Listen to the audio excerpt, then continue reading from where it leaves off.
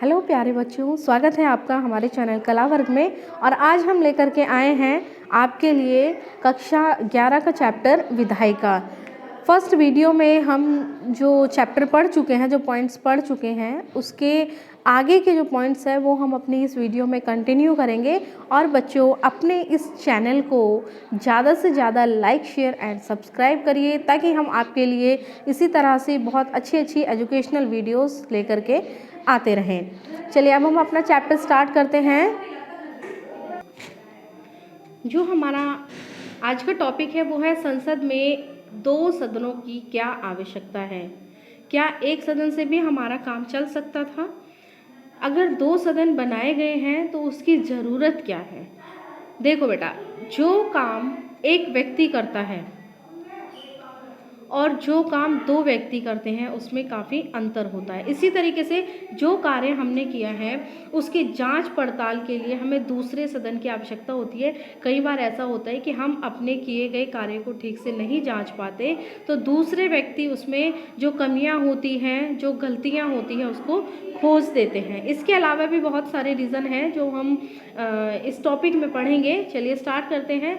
हमारी जो राष्ट्रीय विधायिका का नाम है वो संसद है, और राज्यों की विधायिकाओं को विधानमंडल कहते हैं। भारतीय संसद में दो सदन हैं। जब किसी विधायिका में दो सदन होते हैं तो उसे द्विसदनात्मक विधायिका कहा जाता है। इस पॉइंट को नोट कर लीजिए अपनी कॉपी में कि जब किसी विधायिका में दो सदन होते हैं तो उसे द्विसदनात्मक विधायिका कहते हैं। भारतीय संसद के एक सदन को राज्यसभा तथा दूसरे को लोकसभा कहते हैं। संविधान में राज्यों को एक सदनात्मक या द्विसदनात्मक विधायिका स्थापित करने का विकल्प दिया गया है। अब केवल 6 राज्यों में ही द्विसदनात्मक विधायिका है। विविधताओं से परिपूर्ण बड़े देश प्राय द्विसदनात्मक राष्ट्रीय विधायिका चाहते हैं, ताकि वे अपने समाज के सभी वर्गों और देश के सभी क्षेत्रों या भागों को समुचित प्रतिनिधित्व दे सके। द्विसदनात्मक विधायिका का एक और लाभ यह है कि संसद के प्रत्येक सदन पर दूसरे सदन में पुनर्विचार हो जाता है। एक सदन द्वारा लिया गया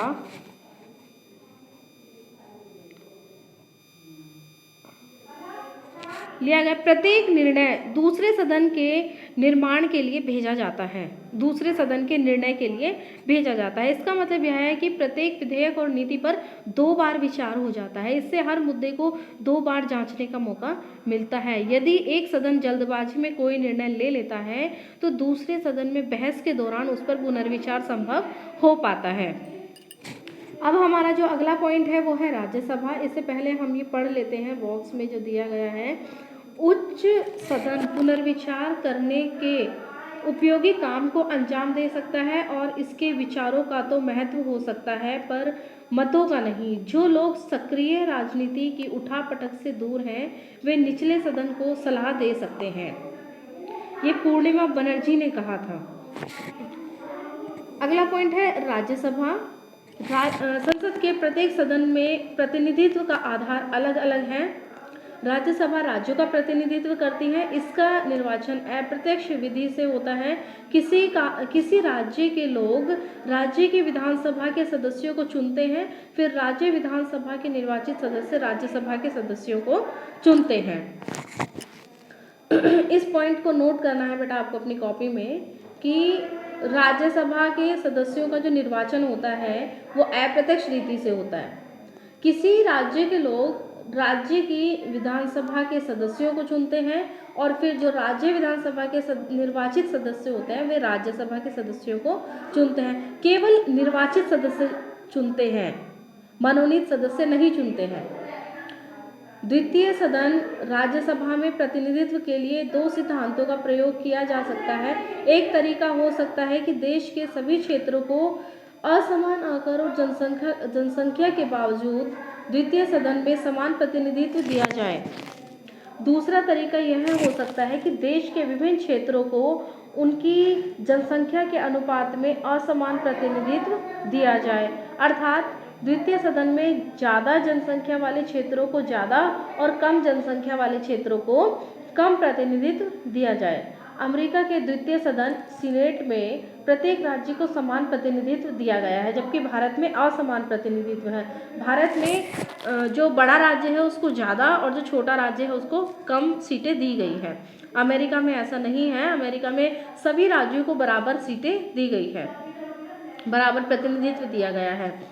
यह सभी राज्यों में समानता स्थापित करता है, लेकिन इसका अर्थ यह भी है कि छोटे राज्यों को बड़े राज्यों के बराबर ही प्रतिनिधित्व मिलेगा।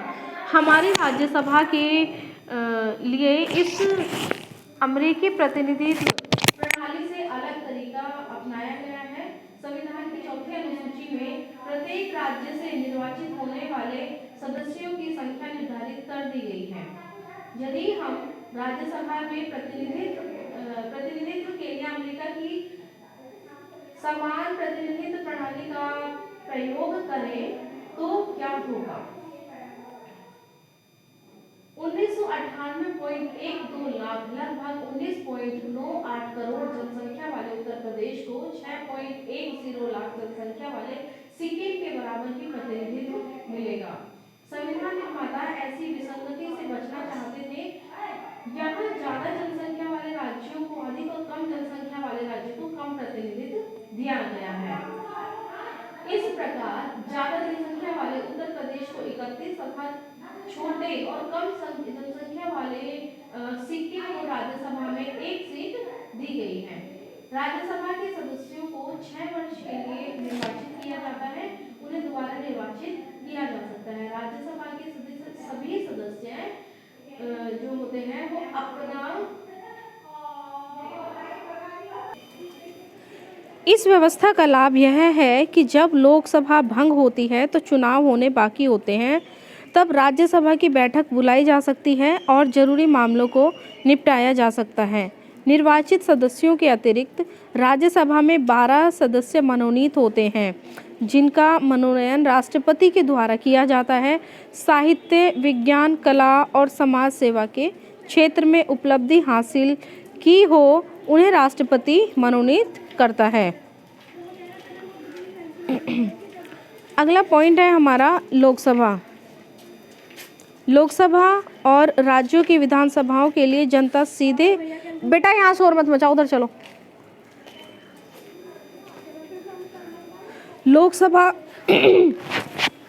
लोकसभा और राज्यों की विधानसभाओं के लिए जनता सीधे सदस्यों को चुनती है। इसे प्रत्यक्ष निर्वाचन कहते हैं। लोकसभा राज्यों के लिए पूरे देश को और विधानसभा चुनावों के लिए किसी राज्य को लगभग समान जनसंख्या वाले निर्वाचन क्षेत्रों में बांट दिया जाता है। प्रत्येक निर्वाचन क्षेत्र से एक प्रतिनिधि चुना जाता है। चुनाव सार्वभौमिक वयस्क मताधिकार के आधार पर होते हैं। सार्वभौमिक वयस्क मताधिकार हेडिंग डालो और इसमें लिखो एक निश्चित आयु 18 वर्ष प्राप्त कर लेने के बाद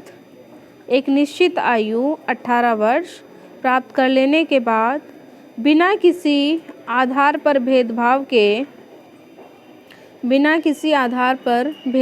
किए सभी को मतदान का अधिकार मिल जाता है। इसे ही सार्वभौमिक वयस्क मताधिकार कहा जाता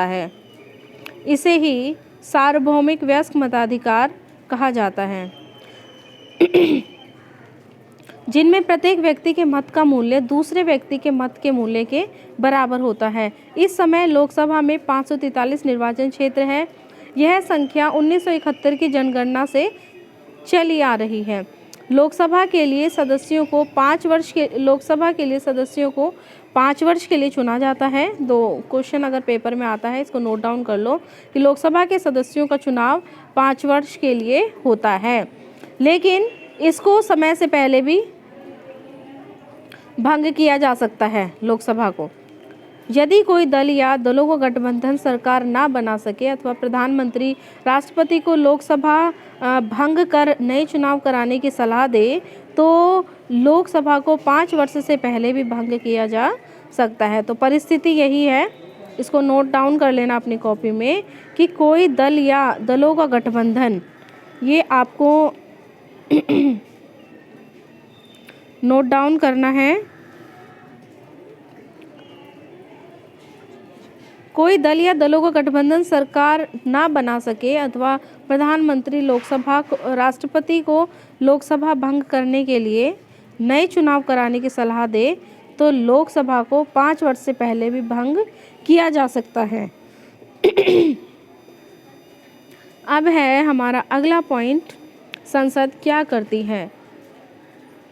इसमें विधायिकाओं के क्या कार्य हैं, क्या संसद के दोनों सदनों के कार्य समान हैं, क्या दोनों सदनों की शक्तियों में कोई फ़र्क है, ये हम इस टॉपिक में देखेंगे। देखो, कानून बनाने के अलावा जो मेन कार्य है विधायिका का या संसद का, वो है कानून बनाने का। लेकिन इसके अलावा भी विधायिका के पास बहुत सारे कार्य होते हैं। उनमें सबसे पहले हम देखते हैं विधायी कामकाज। इसमें संसद पूरे देश या देश के किसी भाग के लिए कानून बनाती है। कानून बनाने वाली सर्वोच्च संस्था होने के बावजूद संसद प्राय कानूनों को केवल स्वीकृति देने मात्र का कार्य करती है। विधेयकों को तैयार करने का वास्तविक काम तो किसी मंत्री के निर्देशन में नौकरशाही करते हैं। विधेयक का उद्देश्य और संसद में उसे प्रस्तुत करने का समय मंत्रिमंडल तय करता है। कोई भी महत्वपूर्ण विधेयक बिना मंत्रिमंडल की स्वीकृति के संसद में पेश नहीं किया जाता। संसद के अन्य निजी सदस्य भी कोई विधेयक प्रस्तुत कर सकते हैं, पर बिना सरकार के समर्थन के ऐसे विधेयकों का पास होना संभव नहीं होता है। मैंने विधेयकों के जो प्रकार थे बेटा, वो सब आपको करा दिए थे। सरकारी विधेयक, निजी विधेयक और धन विधेयक और गैर धन विधेयक, ये सब की डेफिनेशन मैंने आपको लिखवा दी थी पिछली क्लास में। नेक्स्ट है कार्यपालिका पर नियंत्रण तथा उसका उत्तरदायित्व सुनिश्चित करना। संसद का सबसे महत्वपूर्ण काम कार्यपालिका को उसके अधिकार क्षेत्र में सीमित रखने तथा जनता के प्रति उसका उत्तरदायित्व सुनिश्चित करना है। इस अध्याय में आगे हम इसका विस्तार से अध्ययन करेंगे। अगला है वित्तीय कार्य। सरकार को बहुत से काम करने पड़ते हैं। इन कामों पर धन खर्च होता है। यह धन कहाँ से आता है? प्रत्येक सरकार कर वसूली के द्वारा अपने संसाधनों को बढ़ाती है, लेकिन लोकतंत्र में संसद कराधान तथा सरकार द्वारा धन के प्रयोग पर नियंत्रण रखती है। यदि भारत सरकार कोई नया कर प्रस्ताव लाए तो उसे संसद की स्वीकृति लेनी पड़ती है। संसद की वित्तीय शक्तियां उसे सरकार के कार्यों के लिए धन उपलब्ध कराने का अधिकार देती है। सरकार को अपने द्वारा खर्च किए गए धन का हिसाब तथा प्रस्तावित आय का विवरण संसद को देना पड़ता है। संसद यह भी सुनिश्चित करती है कि सरकार ना तो गलत खर्च करे और ना ही ज़्यादा खर्च करे। संसद यह सब बजट और वार्षिक वित्तीय वक्तव्य के माध्यम से करती है। इस पॉइंट को नोट डाउन कर लेना कि संसद यह भी सुनिश्चित करती है कि सरकार ना तो गलत खर्च करे और ना ही ज़्यादा खर्च करे। संसद यह सब बजट और वार्षिक वित्तीय वक्तव्य के माध्यम से करती है। अगला पॉइंट है प्रतिनिधित्व। संसद देश के विभिन्न क्षेत्रीय, सामाजिक, आर्थिक और धार्मिक समूहों के अलग अलग विचारों का प्रतिनिधित्व करती है। बहस का मंच, संसद जो है वो बहस का मंच है। अब कैसे है? देखिए, संसद देश में वाद विवाद का सर्वोच्च मंच है। विचार विमर्श करने की उसकी शक्ति पर कोई अंकुश नहीं है। सदस्यों को किसी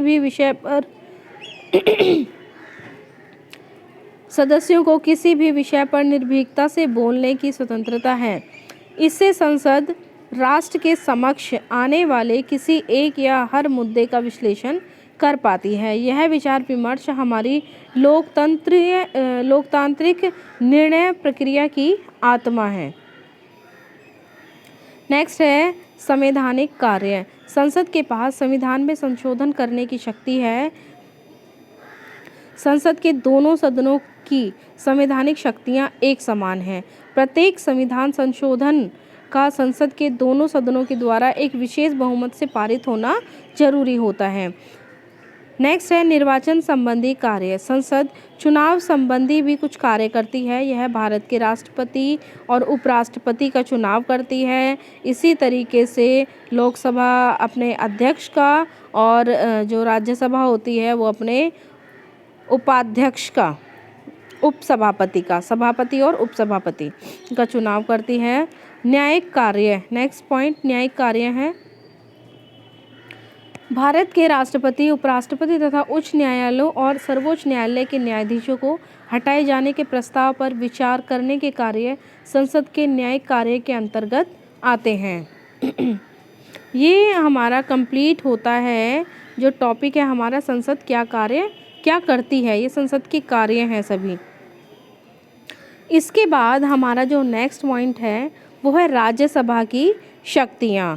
अब इसकी बात अगर हम करें तो सबसे पहले हम लोकसभा की शक्तियाँ और राज्यसभा की शक्तियाँ इन दोनों को पढ़ लेते हैं। देखो सबसे पहले लोकसभा की शक्तियाँ पढ़ते हैं। इसमें संघ सूची और समवर्ती सूची के विषयों पर कानून बनाती है लोकसभा और धन विधेयकों और सामान्य विधेयकों को प्रस्तुत और पारित करती है। ये दोनों जो बॉक्स में दिए गए हैं बेटा, ये आपको अपनी कॉपी में नोट डाउन करने हैं। कर प्रस्तावों, बजट और वार्षिक वित्तीय वक्तव्यों को स्वीकृति देती है।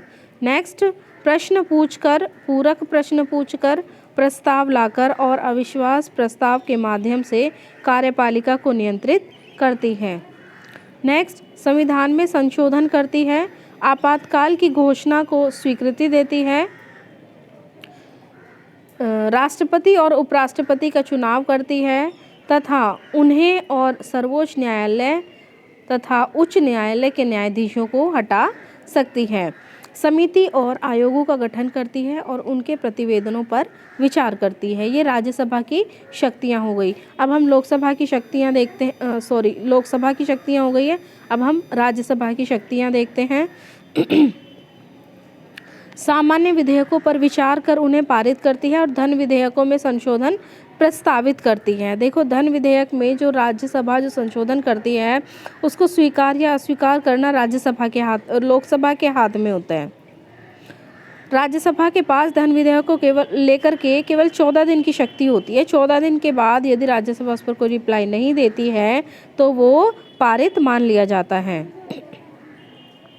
नेक्स्ट, संवैधानिक संशोधनों को पारित करती है, प्रश्न पूछकर तथा संकल्प और प्रस्ताव प्रस्तुत करके कार्यपालिका पर नियंत्रण करती है, राष्ट्रपति और उपराष्ट्रपति का चुनाव में भागीदारी करती है तथा उन्हें और सर्वोच्च न्यायालय व उच्च न्यायालय के न्यायाधीशों को हटा सकती है।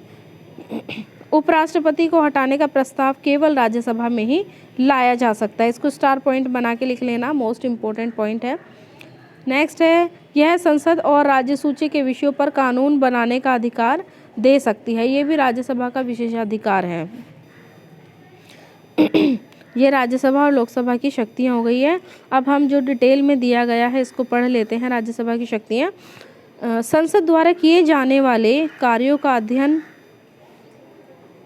किया, लेकिन द्विसदनात्मक विधायिका में दोनों सदनों की शक्तियों में कुछ अंतर होता है। नीचे के दोनों चार्टों को ध्यान से देखिए, ये मैंने बेटा आपको करा ही दिया है।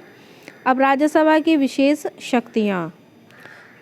राज्यसभा राज्यों का प्रतिनिधित्व करने वाली संस्था है। इसका उद्देश्य राज्य के हितों का संरक्षण करना है, इसलिए राज्य के हितों को प्रभावित करने वाला प्रत्येक मुद्दा इसकी सहमति और स्वीकृति के लिए भेजा जाता है। उदाहरण के लिए, यदि केंद्र सरकार राज्य सूची के किसी विषय को राष्ट्रहित में संघीय सूची या समवर्ती सूची में हस्तांतरित करना चाहे तो उसमें राज्यसभा की स्वीकृति आवश्यक है।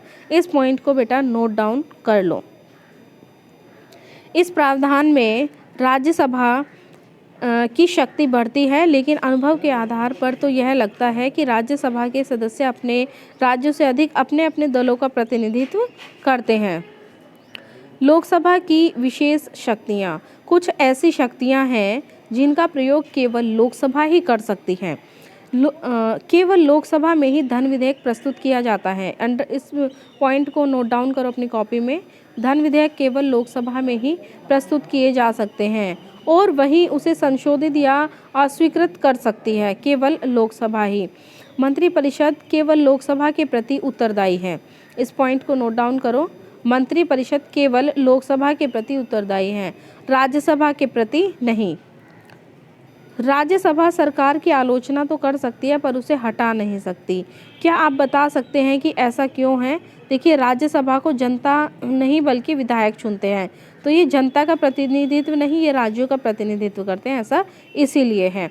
अतः संविधान में राज्यसभा को लोकसभा के बराबर शक्तियां नहीं दी गई हैं। संविधान द्वारा अपनाई गई लोकतांत्रिक व्यवस्था में जनता के पास अंतिम शक्ति होती है।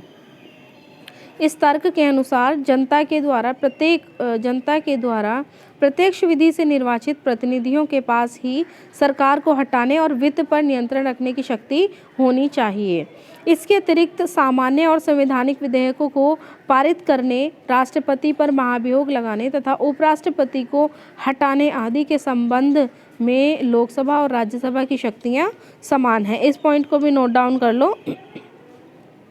सामान्य और संवैधानिक विधेयकों को पारित करने, राष्ट्रपति पर महाभियोग लगाने तथा उपराष्ट्रपति को हटाने आदि के संबंध में लोकसभा और राज्यसभा की शक्तियां समान हैं।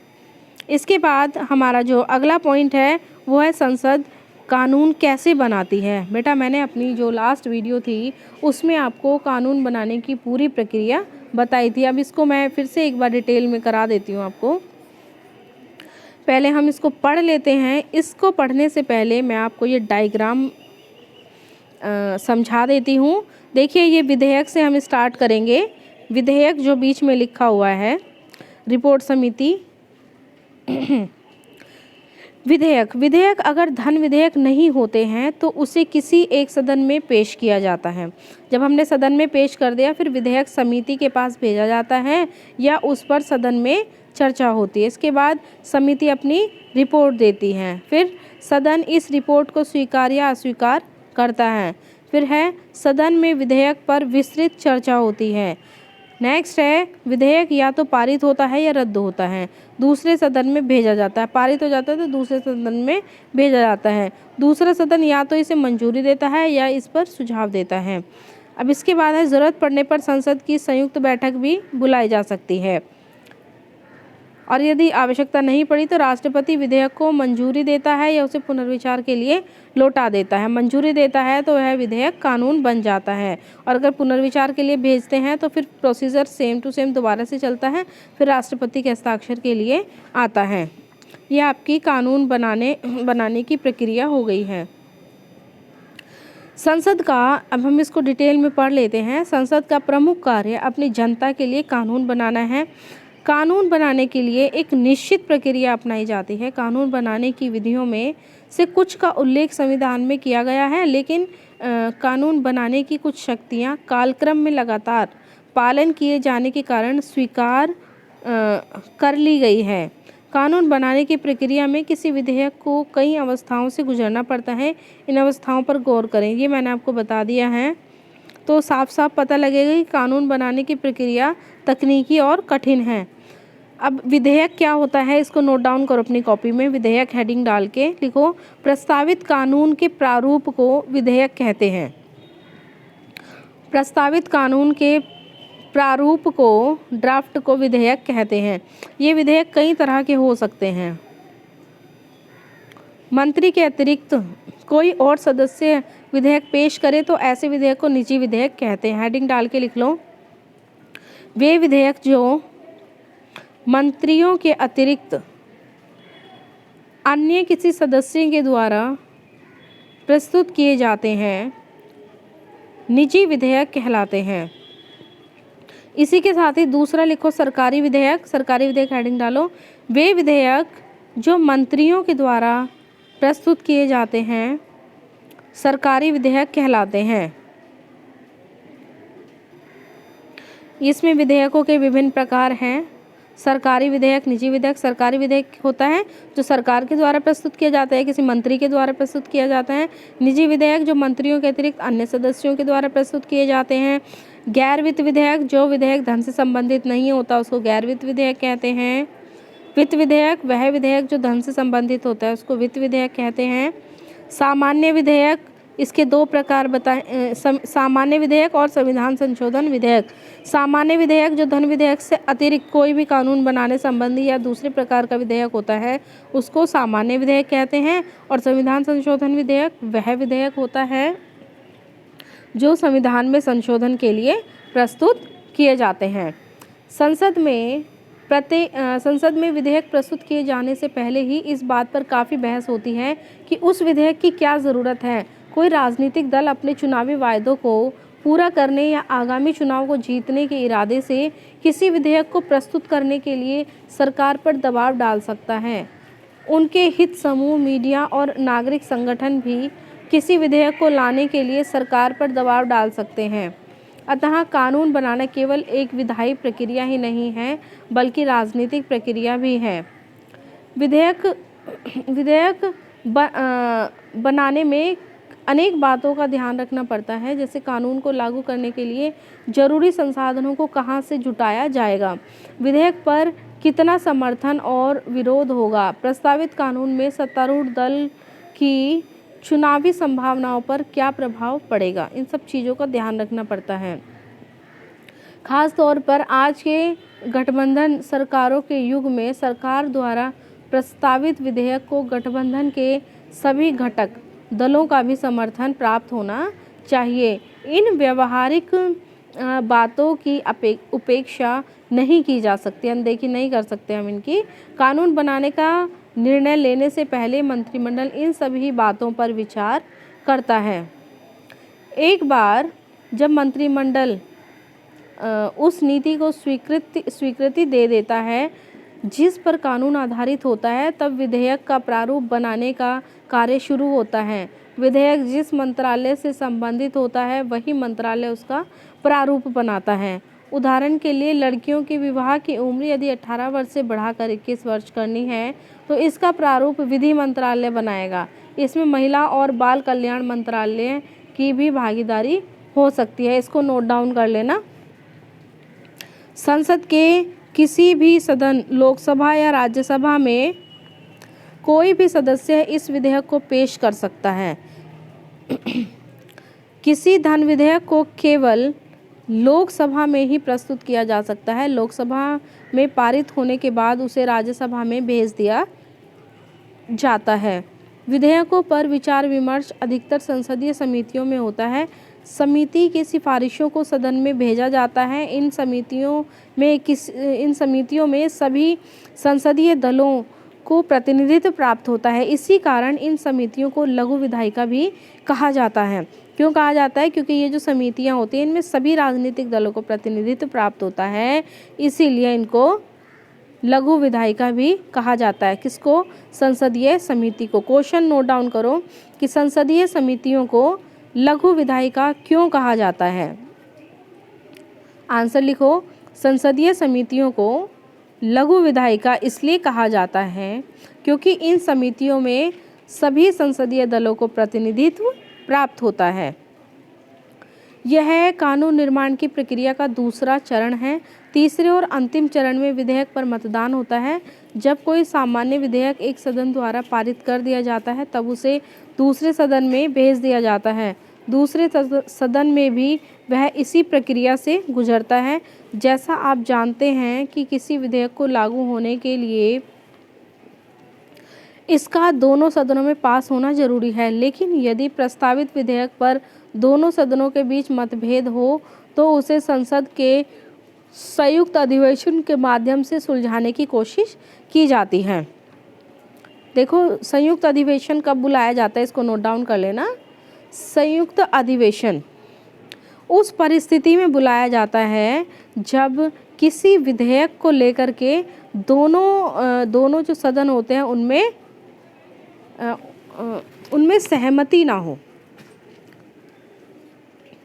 या मतभेद हो गए हों। ऐसी परिस्थिति में संसद का संयुक्त अधिवेशन बुलाया जाता है। पहले जब कभी भी ऐसे मतभेदों को सुलझाने के लिए संसद का संयुक्त अधिवेशन बुलाया गया, निर्णय हमेशा ही लोकसभा के पक्ष में गया है, लेकिन धन विधेयक के मामले में राज्यसभा उसे या तो स्वीकार कर सकती है या संशोधन प्रस्तावित कर सकती है, लेकिन वह धन विधेयक को अस्वीकार नहीं कर सकती। यदि राज्यसभा 14 दिनों तक उस पर कोई निर्णय ना ले तो उसे राज्यसभा के द्वारा पारित मान लिया जाता है। विधेयक के बारे में राज्यसभा द्वारा प्रस्तावित संशोधनों को लोकसभा मान भी सकती है और नहीं भी मान सकती।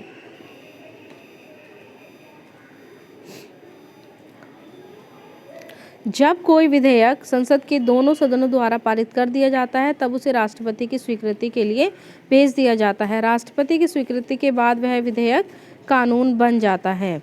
अब ये एक इम्पॉर्टेंट पॉइंट है, अनुच्छेद 109 धन विधेयकों के संबंध में विशेष प्रक्रिया। एक धन विधेयक राज्यसभा में पेश नहीं किए जाते हैं। ये अनुच्छेद 109 में लिखा हुआ है। पेपर में ये आ जाता है 1 नंबर के क्वेश्चन में कि धन विधेयक राज्यसभा में पेश नहीं किया जाएगा। ये कौन से अनुच्छेद में लिखा हुआ है? तो ये अनुच्छेद 109 में लिखा हुआ है। अब है हमारा अगला पॉइंट, संसद कार्यपालिका को कैसे नियंत्रित करती है। अब बेटा संसद जो है वो कार्यपालिका को किस प्रकार से नियंत्रित करती है वो हम इस पॉइंट में पढ़ेंगे। जिस दल या दलों के गठबंधन को लोकसभा में बहुमत हासिल होता है उसी के सदस्यों को मिलाकर संसदीय लोकतंत्र में कार्यपालिका बनती है। संभव है कि बहुमत की ताकत पाकर यह कार्यपालिका अपनी शक्तियों का मनमाना प्रयोग करने लगे। ऐसी स्थिति में संसदीय लोकतंत्र मंत्रिमंडल को तानाशाही में बदल सकता है, जिसमें मंत्रिमंडल जो कहेगा सदन को वही मानना पड़ेगा। जब संसद सक्रिय और सचेत होगी तभी वह कार्यपालिका पर नियमित और प्रभावी नियंत्रण रख सकेगा। संसद अनेक विधियों का प्रयोग कर कार्यपालिका को नियंत्रित करती है, लेकिन इसके लिए ज़रूरी है कि सांसदों और विधायकों को प्रतिनिधियों के रूप में प्रभावी और निर्भीक रूप से काम करने की शक्ति और स्वतंत्रता हो। अब ये सांसद और विधायक आया है। देखो बेटा सांसद कौन होता है ये लिख लो अपनी कॉपी में हेडिंग डाल के। सांसद जो संसद का सदस्य होता है उसको सांसद कहते हैं। अब विधायक लिख लो, विधानसभा के सदस्यों को विधायक कहा जाता है।